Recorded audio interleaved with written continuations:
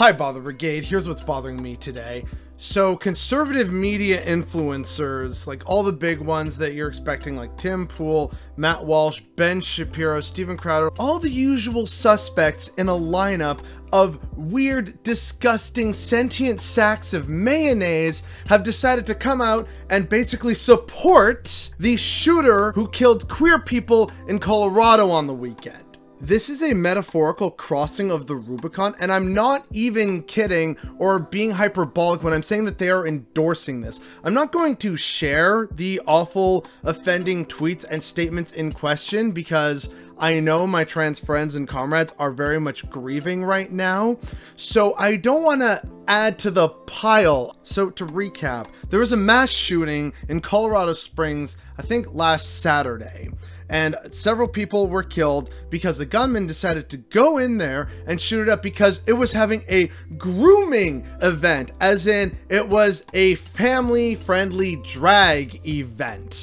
And the only reason the shooter was stopped is that a former veteran who himself was there with his family tackled the shooter, while another absolute queen of a drag queen started beating this guy to a pulp with her shoe. So good on you, whoever you are. When the cops showed up, they handcuffed the man who stopped the shooting and kept him locked in the back of their cop car, not answering his questions as he was yelling at them, wondering if his family was safe because he was the one doing the cop's job. Once again, I remind people that all cops are bastards. They do not actually keep communities safe. Defund the police already. So that's what happened. And so this guy, who was clearly inspired by online terrible forces, decided to take matters into his own hands because apparently guns are more common than common sense in America, and just went and decided to shoot up a club. Again, crucially, while there were families there.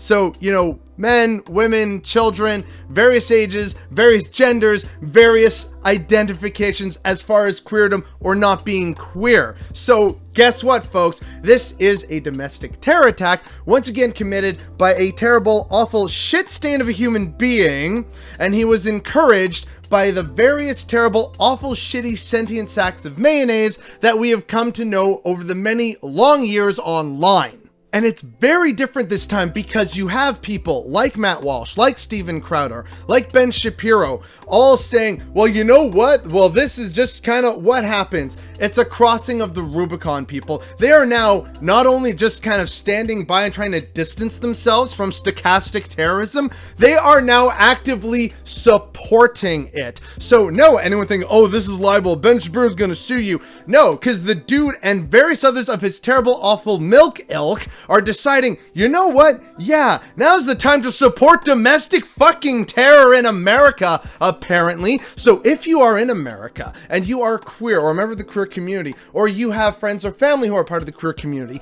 it is now in your best and most unfortunate interest to train with firearms and to protect your own, because as we saw with this and various other events, cops do not prevent crime, they only respond to it. So to prevent the further loss of life in America, you need to do that, which is so deeply saddening and depressing.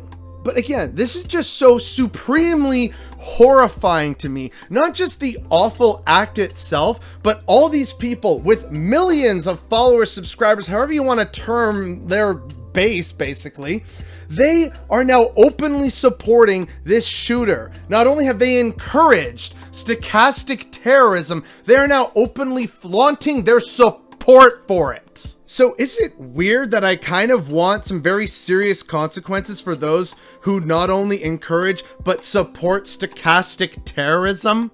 There should be consequences for your goddamn actions, and I'm not seeing it for any of these terrible, awful people who have been encouraging and prepping their audiences for years to commit violent acts against the LGBTQ community, and there's been no real counter response from the Dems in America. There's been no real counter response from big businesses because, oh, well, you know what? So long as people are clicking and interacting, that means revenue and engagement. So we like this, and it is so supremely awful. So yeah, I'm gonna kind of call it right here that the next civil war in America is probably going to be over LGBTQ rights. But yeah, here we are near the end of 2022, where now the unfortunate reality is that not only have before they've been, encouraging this and then kind of being hands off of, oh, whoa, that's terrible, that's awful, and I totally don't have blood on my hands or my keyboard. Please ignore the blood-soaked keyboard that I own.